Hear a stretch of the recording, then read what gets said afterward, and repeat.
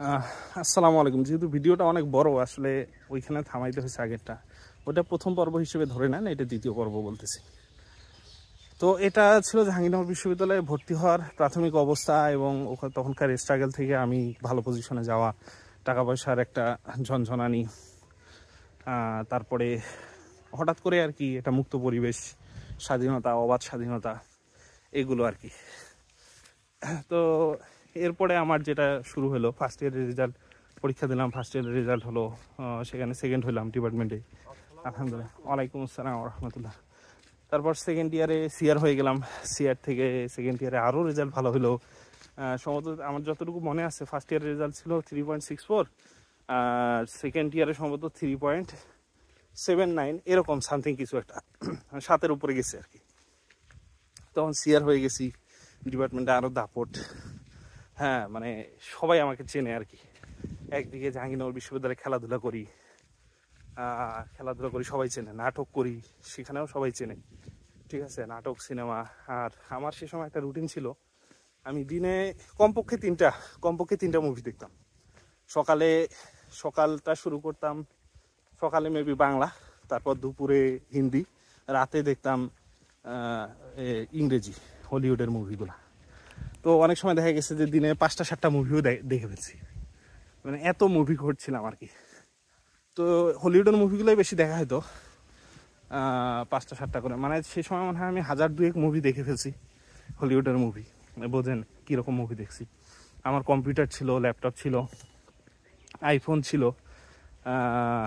মানে দুনিয়ার যত সুখের আসবাব সবই ছিল, আলহামদুলিল্লাহ। এটা গজবের জন্য নাকি? নিশ্চয়ই গজবের জন্য, কারণ সেগুলো দিয়ে ভালো কিছু করি নাই। হ্যাঁ, তারপরে যুব উন্নয়নে ট্রেনিং করি, সেখানে সিআর, ক্যাপ্টেন, ডিপার্টমেন্টে সিআর। হ্যাঁ, সবাই আমাকে চেনে। আরও অনেক কিছু আছে, এগুলো বললাম না, এগুলো বুঝে নিন, এগুলো বলার বিষয় না। এগুলো যদি বুঝতে পারেন তো আলহামদুলিল্লাহ ভালো, মানে সবই ছিল, এটা আর বললাম না, সবই ছিল, এটা বুঝে নিন। তো আলহামদুলিল্লাহ, তো সব কিছু থাকার পরেও দিন শেষে আমার খুব খারাপ লাগতো। কেন খারাপ লাগতো আমি বুঝতাম না। ডিপার্টমেন্টে তো সবসময় নাচ গানের উপরেই থাকতাম, পড়াশোনাও ওগুলো। তারপরে আপনার কোনো টাকা পয়সার অভাব নাই, ডিভাইসের অভাব নাই। সেই সময় একটা যুবক ছেলে, তরুণ ছেলে, যা যা চায় সবই আছে আমার, শুধু বাইকটা মনে হয় ছিল না। বাইকটা আমি সে সময় একটু ভয় পেতাম, আমার আব্বুর বাইক ছিল পালসার গাড়ি, তো আমি সে সময় বাইকটা একটু ভয় পাইতাম। কেন, আমি অ্যাক্সিডেন্ট করতে নিয়েছিলাম একবার, তখন থেকে আমার একটা মনে ভয় ঢুকে যায় পালসার গাড়ি দিয়ে। তখন থেকে আমি বাইকটা একটু ভয়ে ধরতাম না, বলতে অ্যাভয়েড করতাম। যদিও আমি গাড়ি চালা শিখছি সেই নার্সারি, কেজি, স্কুলে, যখন হাতেই পাই না গাড়ি, তখন আব্বু আমাকে গাড়ি চালা শিখেছে সুজুকি গাড়ি দিয়ে। তো আমি বুঝতাম না যে আমার খারাপ লাগে কেন। প্রথমে শুরু হলো খারাপ লাগা, বিষয়টা বোঝেন। প্রথমে শুরু হলো খারাপ লাগা, বন্ধু বান্ধব সবই আছে, বান্ধবী টান্ধবী আছে, আর গিলা না বললাম ওগুলোও আছে। হ্যাঁ, একটা দুইটা না, অনেক আছে আলহামদুলিল্লাহ। তো তাও খারাপ লাগে কেন, কি সমস্যা আমার? এত খারাপ লাগা, কষ্ট লাগা কোথা থেকে আসে?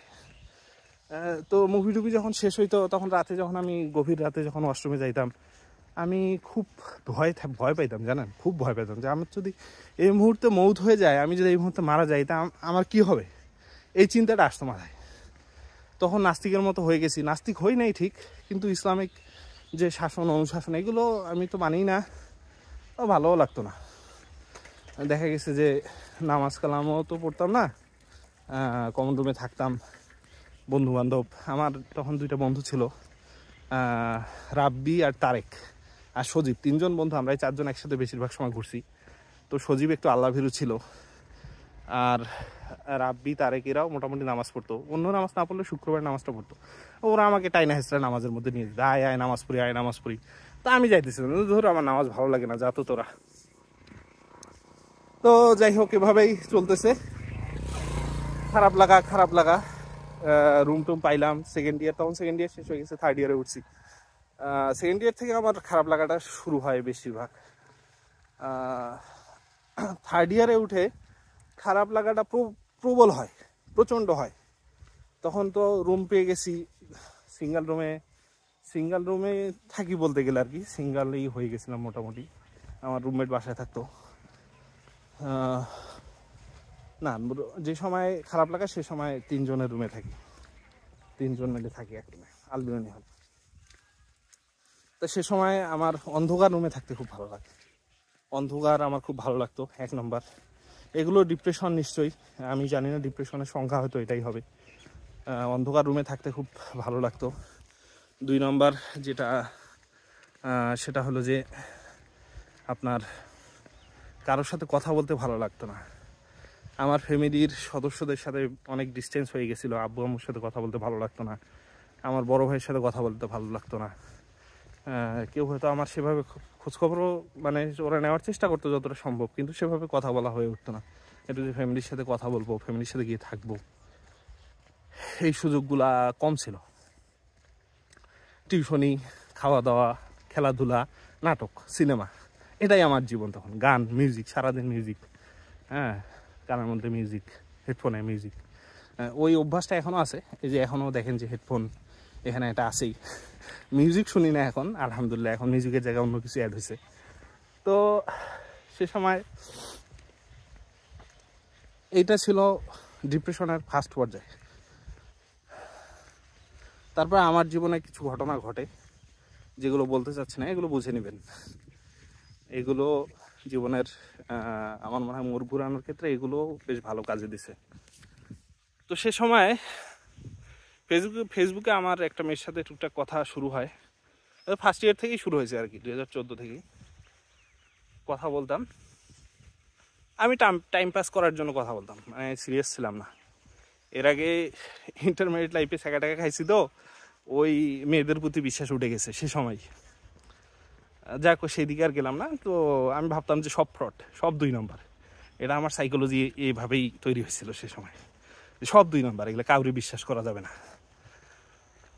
যেহেতু চেহারা আলহামদুলিল্লাহ সুন্দর ছিল, তো মেয়েরা প্রচুর, মানে অনেক মেয়েই প্রপোজ করতো আয়সা, মানে আমি প্রপোজ না করতেই ওরা আয়সা প্রপোজ করতো।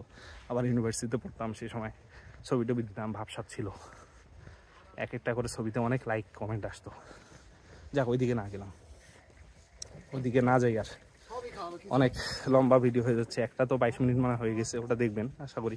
এটা দ্বিতীয় পর্ব। ডিপ্রেশনের পর্যায়টা শুরু হওয়ার পর যখন কান্নাকাটি লাগতো, খুব খারাপ লাগতো, এখান থেকে শুরু হলো সুইসাইড প্রবণতা। দেখেন, যারা সুইসাইড নিয়ে খুব হাসি তামাশা করেন, আমি ওই স্টেজটা পার হয়ে আসছি। সুইসাইড হাসি তামাশার বিষয় না ভাই। এই ডিপ্রেশনে যারা পড়ছে, শয়তানের ধোকার মধ্যে যারা পড়ছে, এরা ছাড়া কেউ বুঝবে না, পৃথিবীতে কেউ বুঝবে না যে এটার কষ্ট কীরকম। আমি পড়ছি, আমি বুঝি। সে সময় আমার চতুর্দিকে মানুষ, তবু আমি একা হয়ে গেলাম। আমার কিছু ভালো লাগে না, কান্না পায়। ভালো লাগে না থেকে কান্না পাওয়া শুরু হলো। আমি কান্না পাই, আমি প্রচণ্ড কাঁদতাম, একা থাকতাম, কারোর সাথে কথা বলতে ভালো লাগতো। কেন ভালো লাগে না কিচ্ছু বুঝি না, শুধু ভালো লাগে না, এইটাই শুধু, মানে কেন ভালো লাগে না এটা বুঝি না। হ্যাঁ, সবই তো আছে, টাকা পয়সা, ফেম, ঠিক আছে, নাম ধাম সবই আছে, মিডিয়ার মধ্যে দৌড়াদৌড়ি, নাটক টাটক তখন করতেছি, টুকটাক অল্প অল্প কাজ করি, 1 মিনিট 2 মিনিটের কাজগুলো আসে, টেলিভিশনে করি। একটা না 2টা মনে হয় করছিলাম, ওই নাটক আমার দেখাও হয়নি আর। তারপরে ওই ডিপার্টমেন্টের রেজাল্ট ভালো, ডিপার্টমেন্টের 2nd বয় সিআর, সবই তো আছে। হ্যাঁ, আরও অন্য কিছু আছে, এগুলোও বুঝে নেন কি আছে, কি ছিল, তাও ভাল লাগে না। তো ওই বললাম, একটা মেয়ের সাথে টুকটাক কথা হয়, তো ও আমাকে মাঝে মাঝে নামাজের দাওয়াত দিত।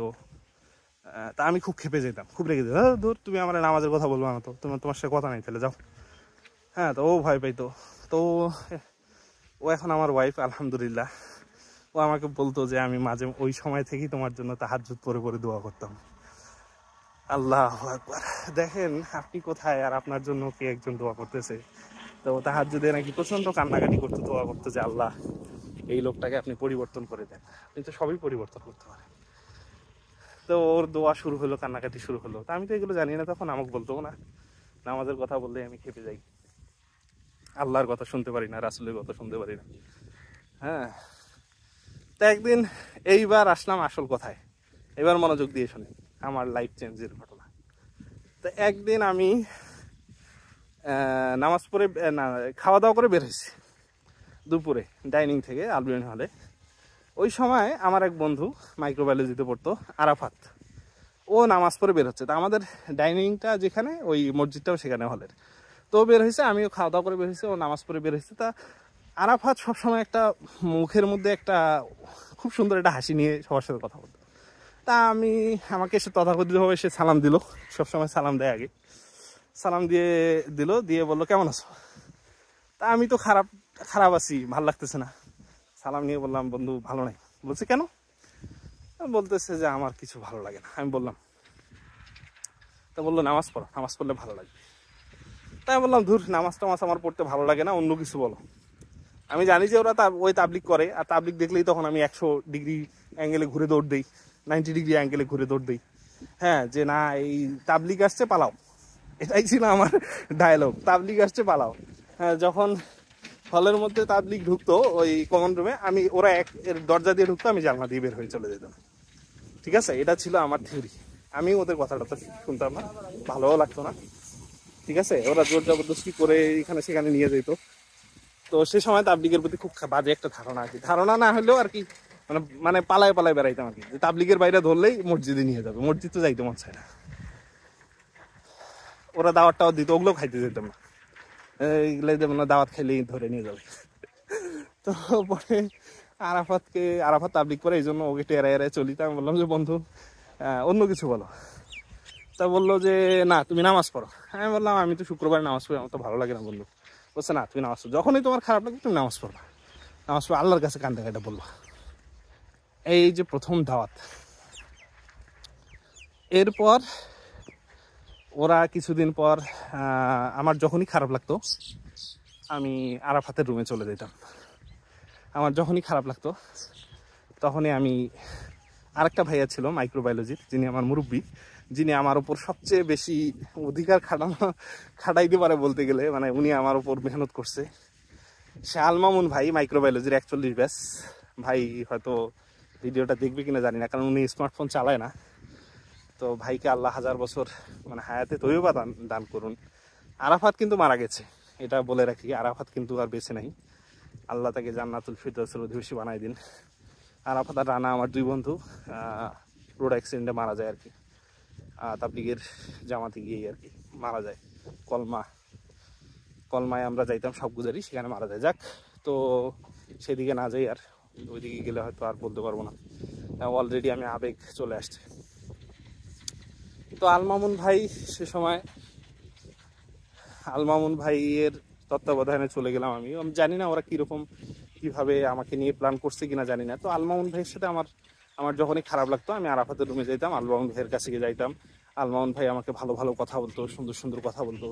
এবং আরাফাত তখন আমাকে দাওয়াত দেওয়া শুরু করলো। জুনায়েদ জামশেদ চেনেন নিশ্চয়ই, পাকিস্তানের একজন ছিল, পপ স্টার ছিল।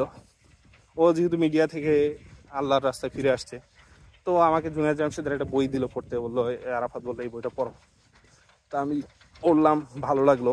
এবং বিভিন্ন ছোট ছোট পুস্তিকা এগুলো আমাকে পড়তে দিত রুমে, আমি পড়া শুরু করলাম। আলহামদুলিল্লাহ আমার মন ভালো হইতো। আমি যখন কান্নাকাটি করতাম, সুইসাইড করতে মন চাইতো, আত্মহত্যা করতে মন চাইতো, তখন আমি ওই আরাফাতের রুমে চলে যাইতাম। তারপরে রুমে যাইতাম, আলমামুন ভাইয়ের রুমে যাইতাম, কামরুল ছিল, কামরুলের কাছে যাইতাম। ওরা আমাকে সান্ত্বনা দিত, বিভিন্ন বই পুস্তক পড়তে দিত, আমি ওগুলো পড়তাম, পরে নিজেকে প্রশান্ত করতাম। ওদের সাথে নামাজ কালাম পড়া শুরু করলাম। মাঝে মাঝে যখনই খারাপ লাগতো 1 রাকাত 1 ওয়াক্ত 2 ওয়াক্ত করে নামাজ পড়া শুরু করলাম। আলহামদুলিল্লাহ। তারপরে ওরা আমাকে বললো যে চলো আমরা 3 দিনের জামাতে যাবো, তুমি আমাদের সাথে চলো। তাই বললাম না, আমি 3 দিন যে মসজিদে থাকতে পারবো না, 1 দিনের জন্য যাবো। 1 দিনের জন্য যাবো, আমাকে তো টিউশনি আছে, টিউশনি করাইতে দিতে হবে। আচ্ছা ঠিক আছে চলো, তোমার যতক্ষণ ভালো লাগে অতক্ষণই থাকবা। তা আমার মনে আছে এখনো, সম্ভবত গেরুয়ার দিকে একটা মাদ্রাসা মসজিদ ছিল, ওখানে গেলাম। এর আগে বলে রাখি, এর আগে ক্লাস 10-এ থাকতে একবার তাবলিগে গেছিলাম, রংপুরে থাকতে। সেবারও ভালো লাগছিল আলহামদুলিল্লাহ, তবে সেবারের সঙ্গটা খুব একটা ভালো ছিল না। হ্যাঁ, সেবার নোমান ভাই নামে এক ভাই ছিল, তো উনি দেখতাম গান টানও গায়, গান শোনে। তা আমি বললাম ভাই এই নামাজ পড়ে গেলে গান টান শোনা যাবে? তা বলছে হ্যাঁ যাবে না কেন, সবই করবা, কোনো সমস্যা নেই। তো ওখান থেকে আইসা কয়েকদিন মাথায় টুপি ছিল, তারপরে ওই গান টান শুনতে শুনতে আবার শেষ, ওটা ওইখানেই শেষ আর কি।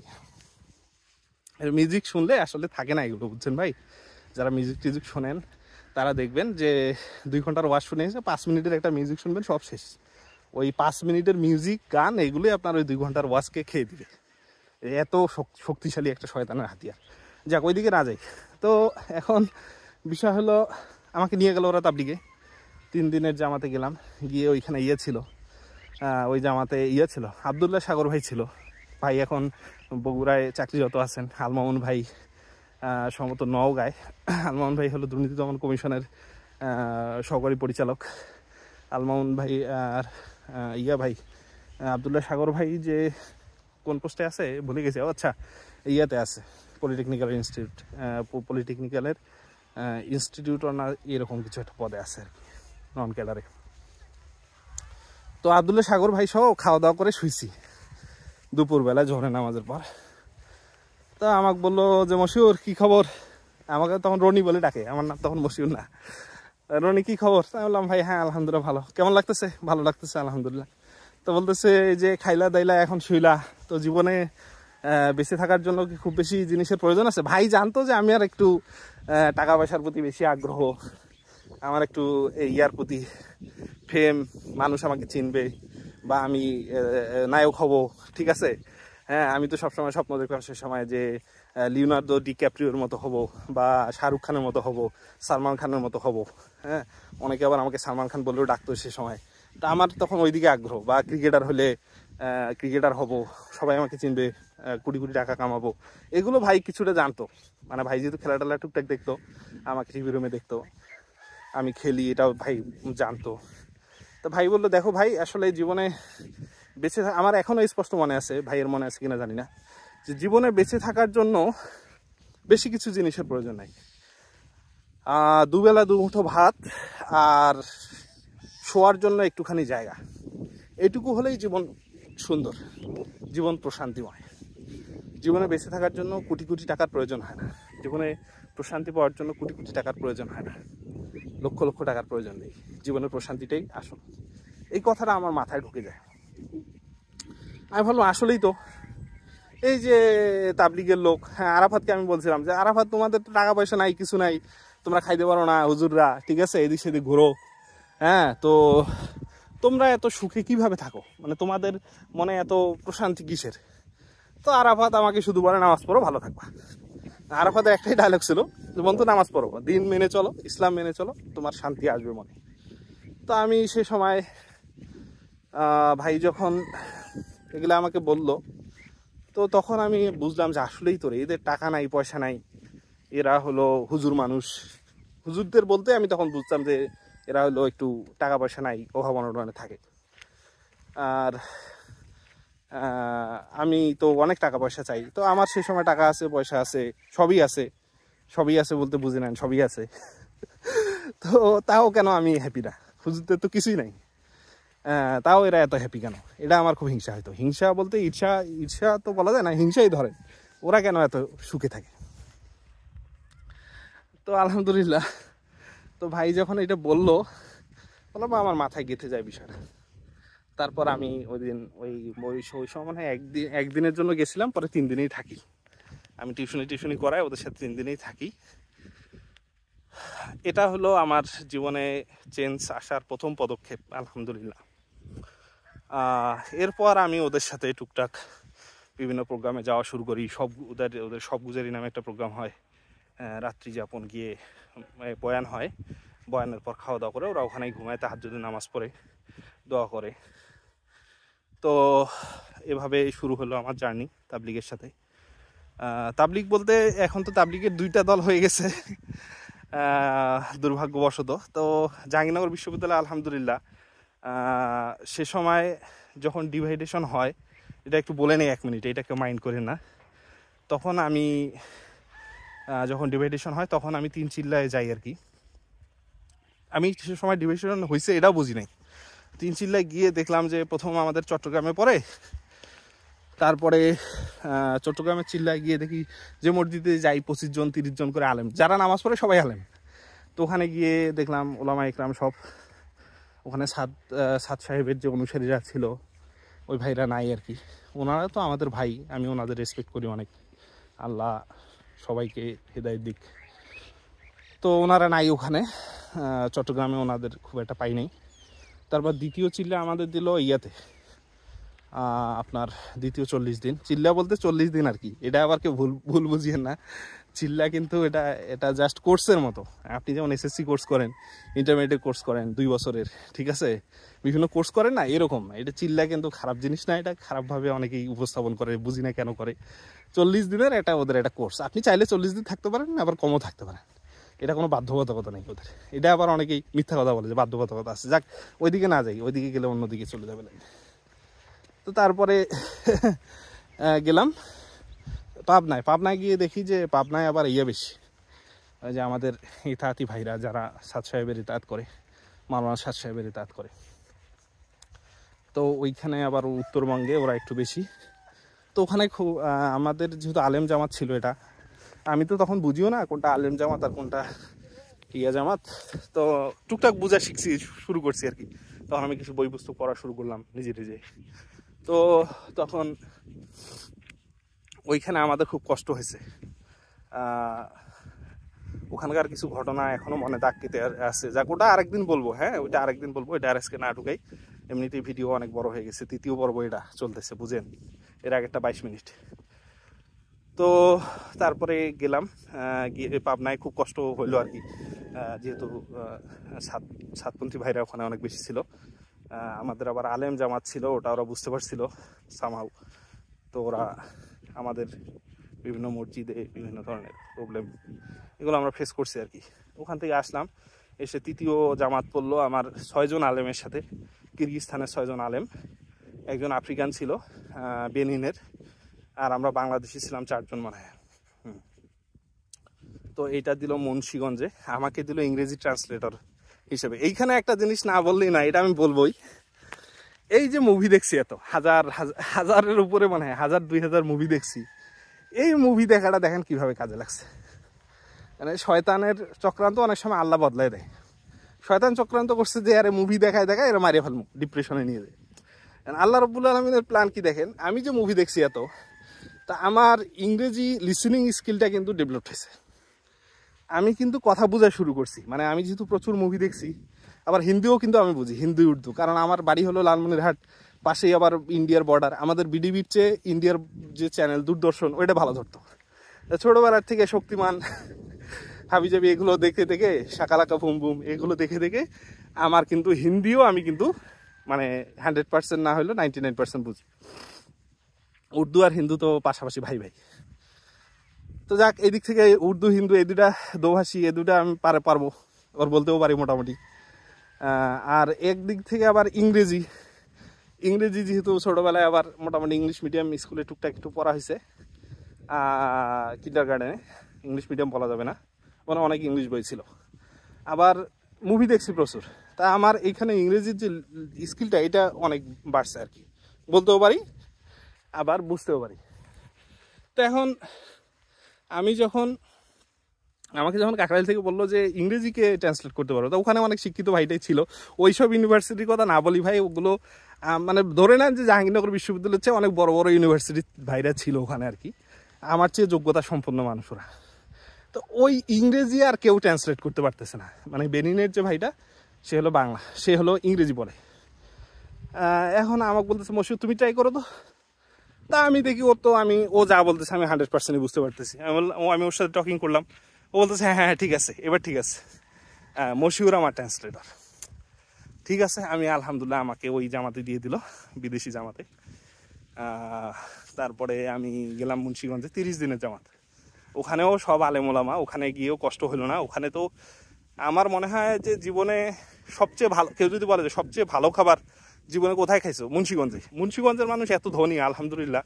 ওখানে যে জায়গায় আমাদের পাঠাইছে, সেই জায়গায় সবাই খুব বিত্তবান এবং সবাই খুব ধনী মানুষ। তো আমাদের ভাই 3 বেলায় মানে মাছ মাংস এগুলোর ওপরেই রাখছে আর কি, রুটি মুটি। ওরা তো আবার মানে ঝাল টাল খায় না। ওখানে আমি 30 দিন খুব ভালো মেহমানদারি করাইলো, 1 টাকাও খরচ নাই। বিদেশি জামাতে থাকলাম, সব মেহমানদারি, হ্যাঁ, হাইফাই খানা দানা খেয়ে তো বিশাল ওজন টোজন বাইরে গেল। হ্যাঁ, বড় বড় মুরগি টুরগি, ঠিক আছে। এটা আল্লাহ হয়তো সে সময় জানি না এগুলো রিজিক দিয়ে রাখছিল নিশ্চয়ই, কিন্তু এটা আবার কেউ ভুল বুঝিয়ে না যে তাবলিগের লোক যায় হলো পিকনিক খাইতে। ভাই আমরা খাইতে চাই না, ওটা আমরা নিজেরা টাকা নিয়ে যাই। মানুষ আমাদের এসে জোর জবরদস্তি করে, অনেক জামাত নিতে চায়, অনেক জামাত নিতে চায় না। তো আমাদের যেহেতু বিদেশি জামাত ছিল, ওরা খুব জোর করে করে এই বিভিন্ন খাবার টাবার নিয়ে আসতো। এই গেল মুন্সিগঞ্জে 30 দিন। শেষের 10 দিন আমি কাকরাইলে অবস্থান করি মুরব্বীদের সাথে। ওখানে বিভিন্ন কাজ টাজ আমি শিখি আর কি, দাপ্তরিক কাজ যেটা বলে। এই 3 চিল্লা বা 120 দিন আমার শেষ হয় ওখানে। হয়ে আমার তখন কিন্তু অনার্স শেষ হয়ে গেছে। অনার্স ওই সফর অবস্থায় আমি রেজাল্ট পাইছি আমার অনার্সে, আলহামদুলিল্লাহ। আমি প্রথমে ছিলাম সেকেন্ড, পরে হয়ে গেলাম 5th, মানে 5ম থেকে আমি অনার্স শেষ করলাম। 3.64 বা সামথিং এরকম কিছু। আমি কিন্তু নাটক ও নাট্যতত্ত্ব বাদ দিই নাই। আমি বললেন ভাই নাটক ও নাট্যতত্ত্ব বাদ দিলেন না কেন? আপনি তো 3rd ইয়ার থেকে এই তাবলিগের সাথে টুকটাক যাওয়া শুরু করছেন। আমি সে সময় জাহাঙ্গীরনগর বিশ্ববিদ্যালয়ের সেন্ট্রাল যে খতিব ছিল, ওনার সাথে আমাকে পরিচয় করা দেয় কামরুল, আমাদের বন্ধু পাবলিক হেলথের। তো কামরুলের সাথে সাথে যাইতাম, হুজুরের সাথে একটা ভালো সম্পর্ক হয়। তো হুজুর আমাকে খুব হেল্প করছে। আমার ডিপার্টমেন্টে যদি কখনো কোনো ধরনের প্রবলেম হইতো, আমি হুজুরের কাছে চলে যাইতাম, হুজুর আমাকে যেটা বলতো আমি ওইটা করতাম, এবং ওইটার মধ্যে বরকত থাকতো। ডিপার্টমেন্টের কথাটা আলহামদুলিল্লাহ, আমার ডিপার্টমেন্টের স্যার ম্যাডাম, ওদেরকে আমি অনেক রেসপেক্ট করি, আমার বন্ধুদেরকে অনেক রেসপেক্ট করি, কারণ ওরা না হলে হয়তো আমার এই পরিবর্তনটাও হইতো না। ডিপার্টমেন্টের কথাটা আমি বলবো না, এটা আপনারা নিজেরা বুঝে নেবেন আর কি। তো যাই হোক, আমার ডিপার্টমেন্টে যদি কখনো কোনো ধরনের, আলহামদুলিল্লাহ কোনো বড় ধরনের প্রবলেম হয় নাই, এটা আবার ভুল বুঝিয়েন না। ওনারাও সবাই অনেক হেল্পফুল ছিল। কিছু কিছু তো প্রবলেম সব জায়গায় থাকে, এখনও তো অনেক গালিগালাজ শুনতে হয়। আপনারাও কতজন গালিগালাজ করবেন এই ভিডিও দেখে। তো পরে হলো, যাই হোক, তো এটা হলো, তো ওই হুজুর আমাকে খুব হেল্প করছে। ওয়ালাইকুম আসসালাম, ভালো আছেন? এই একটু হাঁটতেছি। তো এখন হুজুরের কাছে যাইতাম, হুজুর আমাকে হেল্প করতো, হুজুর যা পরামর্শ দিত আমি সেটাই মেনে চলতাম, এবং আলহামদুলিল্লাহ এখনও হুজুরের পরামর্শে আমি চলি। জাহাঙ্গীরনগর বিশ্ববিদ্যালয়ের সেন্ট্রাল খতিব সাহেব, যিনি শুক্রবার করে নামাজ পড়াইতে আসেন, ওনার কাছে অনেকেই পরামর্শের জন্য যান। তো উনি আমাদের সাথে ওনার সাথে আমি আছি সেই 2016-17 থেকে পরামর্শ শুরু করছি, এখনও আছি। আমার বিয়ে শাদী থেকে শুরু করে সব সিদ্ধান্ত, ব্যবসায়িক সিদ্ধান্ত সব ওনার কাছ থেকে আমার নেওয়া। ঠিক আছে, ও কোনো প্রবলেমে পড়লে আমি ওনার সাথে আমার হটলাইন ফোন দেই, হোয়াটসঅ্যাপ আছে। হ্যাঁ, আমার আমি এবং আমার বিবি মিলে ওনার সাথে গ্রুপে কথা বলি। কোনো পারিবারিক ঝামেলা, বোঝেনই তো, স্বামী স্ত্রীর মধ্যে একটু টুকটাক হয়, সব বিষয়ে ওনার সাথে আমার পরামর্শ হয়। আলহামদুলিল্লাহ, আল্লাহ ওনাকে হায়াতে তৈবা দান করুক, যেন হুজুরের পরামর্শ আরও অনেক দিন নিতে পারি। তো এই হলো বিষয়। তারপরে 3 চিল্লা দিয়ে চলে আসলাম। এসে আমার জার্নি শুরু হলো আল্লাহর রাস্তায় চলা। আমি ওখান থেকে 3 চিল্লায় আমি খুব দোয়া করছিলাম যে আল্লাহ, আমার এই ডিপার্টমেন্টে আমি আর পড়তে চাই না, আপনি আমার জন্য উত্তম রিজিকের ব্যবস্থা করে দেন, উত্তম ব্যবস্থা করেন। আমি আলহামদুলিল্লাহ ওখান থেকে এসে আর মাস্টার্সে ভর্তি হয়েছিলাম, কিন্তু মাস্টার্সটা আমি আর কন্টিনিউ করি নাই। মাস্টার্স কন্টিনিউ করি নাই। আমি অনার্স নিয়েই সন্তুষ্ট, আলহামদুলিল্লাহ। গ্রাজুয়েশন আমার স্নাতক শেষ হয়েছে, 5ম হয় শেষ করছি, 3.64। দেশের বাইরে যাওয়ার চান্স ছিল, আমার বন্ধুরা গেছে দেশের বাইরে গিয়ে পড়াশোনা করছে, তা আমি যাই নাই। আমি ড্রামাটিক্সের পড়া ওখানেই শেষ করছি, নাটক ও নাট্যতত্ত্ব বিভাগের। স্যাররাও আমাকে অনেক ভালোবাসতো, ইউসুফ হাসান অর্ক স্যার, রেজা আরিফ স্যারের কথা না বললেই তো নয়। রেজা আরিফ স্যার আমার 2টা ফাইনাল প্রোডাকশনের ডিরেক্টর ছিল। তো স্যার আমাকে অ্যাক্টিংটা শিখাইছে প্রথম, স্যারের কাছ থেকে আমি প্রথম হাতে করি। তো আলহামদুলিল্লাহ স্যারের ওখানে 2টা নাটক করছিলাম, একটা হলো স্বর্ণবোয়াল, আরেকটা কি ছিল, ডিজিআর আন্ডার দ্য এলমসে আমি টানা 17 থেকে 20 মিনিটের মতো অ্যাক্টিং করি। আমি, সজীব, তানজিম, আরও আমার বান্ধবী ছিল। তো ওটা ইউটিউবে আছে, প্রাইভেট করে রাখছি ভিডিওটা, কখনো যদি কেউ দেখতে চান তাহলে দেখাবো আমি কিভাবে অ্যাক্টিং করতাম মঞ্চে, বা ভালো করতাম না খারাপ করতাম। ভালোই অ্যাক্টিং করতাম আলহামদুলিল্লাহ, কারণ না হলে তো স্যার 20 মিনিট অ্যাক্টিং করতে দিত না টানা। তো স্যারও আমাকে খুব আদর করতো, রেজাইব স্যার এখনও আদর করে, এখনও দেখা হলে খুব আদর করে স্যার। স্যারকে আল্লাহ হায়াতে তৈয়বা দান করুন। স্যার যদি কখনো দেখে আমার প্রতি, স্যারকে আমি অনেক রেসপেক্ট করি। ইউসুফ হাসান অর্ক স্যার খুব ভালো মানুষ, উনিও আমাকে অনেক হেল্প করছে। উনি আমার 4th ইয়ারের ডিরেক্টর ছিল, ওনার আন্ডারে আমি কাজ করছি হলো দ্য ম্যান অফ লামাঞ্চা, ভিলেন ছিলাম আর কি। আমার নায়িকা পাওয়া যেত না, আমি যে লম্বা চৌড়া 6 ফিট 2 ইঞ্চি, মোটামুটি পাহাড়ের মতো, অনেকে আমাকে পাহাড় ভাই বলে ডাকে, যে পাহাড় ভাই। তো তো স্যার আমাকে বলছে মশিউর তুই ভিলেনের ক্যারেক্টারটাই কর, আমি করছি আলহামদুলিল্লাহ। স্যার আমাকে অনেক বলছিল যে মশিউর তুই কাজ ছেড়ে দিস না, তুই অনেক ভালো অ্যাক্টিং করিস। তো ওইটা নাটকটা নিয়ে স্পেনে যাওয়ার কথা ছিল, স্যার আমাকে বলছিল যে তোকে আমি নিয়ে, মানে বন্ধুদের কাছে শুনছিলাম যে স্যার আমাকে কাজ করাইতে চায়, কিন্তু আমি ভাই বুঝে নেই তো, আল্লাহ রাব্বুল আলামিন এর কাছে প্রশান্তি পেয়ে গেছি, আর ড্রামাটিক্স আমাকে আর টানে নাই। ঠিক আছে, ড্রামাটিক্স নাটক সিনেমা অনেকের কাছে অনেক প্রশান্তির জায়গা, কিন্তু আমাকে আর টানে নাই। আমি ওই জায়গাটা থেকে যেহেতু একবার ব্যাক করছি, আর ওখানে ফিরে যাব না। আমার ম্যাডাম ছিল রিবন ম্যাম, উনিও খুব আমাকে স্নেহ করতো। রিবন ম্যাম আমাকে অনেক বলছে মশিউর কাজ ছেড়ে দিস না, কাজ ছেড়ে দিস না। ওনারা বুঝতে পারতেছিল যে আমি যেহেতু ইসলামিস্ট হয়ে যাচ্ছি ধীরে ধীরে, দাঁড়িয়ে রাখছি সে সময়, নামাজ কালাম পড়ি, এটা টুকটাক জানে সবাই। ডিপার্টমেন্টে আমি তখন নামাজ পড়তাম। আমার ডিপার্টমেন্টে যেহেতু রিহার্সাল হইতো, সকালে ঢুকতাম, রাতে বের হইতাম। সকালে ঢুকতাম, রাতে বের হইতাম, টানা মনে করেন 17-18 ঘন্টা ফ্লোরে থাকা লাগতো, বা 15 ঘন্টা 14 ঘন্টা। তো দেখা যেত যে নাটকের সময়, ও সময় তো আর ব্রেক স্যারের দেওয়া সম্ভব না, আজান হয়ে যেত। তা আমি ওই রিহার্সাল ফ্লোরেই দেখা যেত যে চিপায় চাপায় নামাজ পড়ে ফেললাম আর কি। উজু অবস্থায় থাকার চেষ্টা করতাম সবসময়। তো সে সময় আমি যেহেতু সবসময়, সে সময় একটু গান বাদ্য বা মিউজিক বুঝে নিত, যে ডিপার্টমেন্টে পড়ি, মিউজিক গান বাদ্য এগুলোর মধ্যে থাকা লাগতো। তো হুজুরকে বলতাম হুজুর আমি কি করব? তা হুজুর বললো যে তুমি আমার তখন আইফোন ছিল, iPhone 4S। তো তোমার মোবাইলে সবসময় ইয়া চালায় রাখবা, তফসির, কোরআন তেলাওয়াত এগুলো চালায় রাখবা, যখনই সুযোগ পাবা তখনই কানে হেডফোন লাগাই দিয়ে শুনবা। তো এখনও আমার কাছে দেখেন যে হেডফোন সবসময় থাকেই, এখন একটু আপগ্রেড হয়েছে হেডফোন, ব্লুটুথ হেডফোন, তখন তো তার হেডফোন ছিল।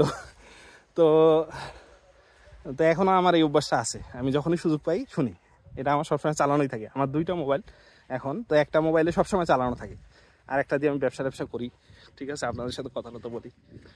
তো এই হলো বিষয়। তো এখন হলো এভাবেই জার্নিটা আমার চলছে। হুজুরের পরামর্শ, আলমামুন ভাই এর ইয়া, তারপর আরাফাতের মারা যাওয়া, আরাফাত রানা দুইজনে মারা যায়। এদের মারা যাওয়াটা অনেক ধাক্কা পাইছিলাম, ওদের বেডে ঘুমাইতাম শেষের দিকে। আমার মনে আছে ফজরের নামাজের সময় উঠতে পারতাম না, আরাফাত আমার পায়ের কাছে বসে পা টিপতো, বলতো বন্ধু ওঠো, আজান দিচ্ছে। তো আরাফাতকে খুব মিস করি, আল্লাহ ওকে জান্নাতবাসী করে। আমি যতদিন ফজর নামাজের সময় উঠি, বিশ্বাস করেন আমার আরাফাতের কথা মনে পড়ে, আরাফাতের কথা আমি ভুলবো না কখনো। আরাফাতের মায়ের কাছে গেলে ওর মা খুব কান্নাকাটি করে এখনো, ফ্যামিলিটাই কেমন যেন হয়ে গেছে ওদের। যাক, ওইদিকে না যাই ভাই, এটা ওদের পার্সোনাল বিষয়। তো এখন বিষয় হলো এটাই, যারা আমাকে অনেকদিন রিকোয়েস্ট করছেন, ভাই বলেন, অনেকে অনেক রিকোয়েস্ট করছেন, বলছেন ভাইয়া একটু একটা ভিডিও করে দেন, আপনার বিষয়টা সবার জানা দরকার। আমি এখানে একটা জিনিস বলে রাখি, আমি অনেক কিছু স্কিপ করেছি, কারণ আমি এগুলো বলার মতো সিচুয়েশনে এখনও যাইনি। যদি কখনো যাইতে পারি বা বড় কখনো অবস্থানে যাই, যদি আমি সিচুয়েশনগুলো যদি মনে করি যে না আমার এখন বলা দরকার, তখন বলবো। দিনের পথে বাধা সৃষ্টি অনেক হয়েছি, এখনও হচ্ছি, তো সেগুলো বলবো না। হ্যাঁ, সেগুলো আল্লাহ জানে, আমি জানি, আমার কিছু আশেপাশের আপনজন জানে। এগুলো থাক, এগুলো গোপনেই থাক। যদি কখনো সাহস পাই তো বলবো, সাহস বা সুযোগ তো হবে হয়তো কখনো, এই পৃথিবীতে না হোক আখিরাতে হবে, তখন ওইটা হয়তো বলবো আর কি, ওটাও বলার ইচ্ছা আছে, কিন্তু এখন আর বলতে পারতেছি না। এগুলো আর কেউ জিজ্ঞাসাও করবেন না। দিনের পথে চলতে গিয়ে বাধা পাইছি, অনেক বাধা আসছে, এখনও আসতেছে। আমি আমার ওয়াইফকে সবসময় বলি যে আমার ইচ্ছা হলো আমি শহীদি মৌত চাই, তো খুব ভয় টয় পায়, বলে যে কিসের শহীদি মৌত, এমনি আমাদের কি হবে? আমি বলি যে আল্লাহ তোমাদের দেখবে। আমার ভাইয়াও আমাকে অনেক গাইড করে। আমার বড় ভাই কিন্তু সেনাবাহিনী, আমার আব্বুও সেনাবাহিনী, আমার মামাও সেনাবাহিনী। তো সবাই চাইছিল আমি মনে হয় সেনাবাহিনীর অফিসার হব, কিন্তু আসলে হয় নাই, আল্লাহ চায় নাই, অন্য লাইনে চলে গেছি। তো যাই হোক, এটা না বলি, নিজের পার্সোনাল বিষয় এগুলো। আর দিনের ব্যাপারে যেগুলো বাধা আসছে সেগুলো নিয়ে না হয় আরেকদিন কথা হবে। আর সেগুলো বলার মতো অবস্থানেও আমি এখনও যাইতে পারি নাই। সবাই তো জানেন আমি এখন একটা ব্যবসা করি, ব্যবসা মোটামুটি 5 বছর। অনেকেই গালিগালাজ করেন, দেখতে পারেন না। তো ঠিক আছে ভাই, ভালো থাকেন। আমার ব্যবসার জন্য দোয়া করেন, আমার ফ্যামিলির জন্য দোয়া করেন, আমার বাচ্চা কাচ্চার জন্য দোয়া করেন, আমার বাবা মার জন্য দোয়া করেন, আমার বড় ভাইয়ের জন্য দোয়া করেন, আমার পুরো ফ্যামিলির জন্য দোয়া করেন। আপনাদের জন্য দোয়া থাকবে। দিনের রাস্তায় চলা শুরু করেন, বাকিটা আল্লাহ সহজ করে দিবে। আপনার কাজ হলো চলা স্টার্ট করা, আপনি থামবেন না, এক পা করে আগান। ঠিক আছে? আপনি হাঁটতে না পারেন, হ্যাঁচড়ায় আগান, হ্যাঁচড়ায় আগাইতে পারেন, হাঁটতে যদি পারেন দৌড়ান, কিন্তু দিনের পথে যাইতে হবে। ঠিক আছে? ভালো থাকবেন। আল্লাহ হাফেজ। আসসালামু আলাইকুম রহমতুল্লাহি বারকাতু। আমাদের মুগদাসুন বাজারের জন্য দোয়া করবেন। এখানে যারা কর্মচারী আছে, যারা কাজ করতেছে, এখন আমরা মোটামুটি 7-8 জন আছি, এদের সবার জন্য আল্লাহ ভালো রিজিকের ব্যবস্থা করে দেয়, উত্তম রিজিকের ব্যবস্থা করে দেয়। আমাদের ব্যবসাটাকে যেন আল্লাহ আরও সুন্দর করে দেয়, এবং আপনাদের যেন আমরা আরও ভালো ভালো খাঁটি প্রোডাক্ট দিতে পারি ইনশাল্লাহ। আসসালামু আলাইকুম রহমতুল্লাহি বারকাতু। ও হ্যাঁ, এটা দ্বিতীয় পর্ব। প্রথম পর্বটা আছে, ওটাও দেখে নিন, ওটা আমি আমার আইডিতে দিয়ে রাখবো ইনশাল্লাহ।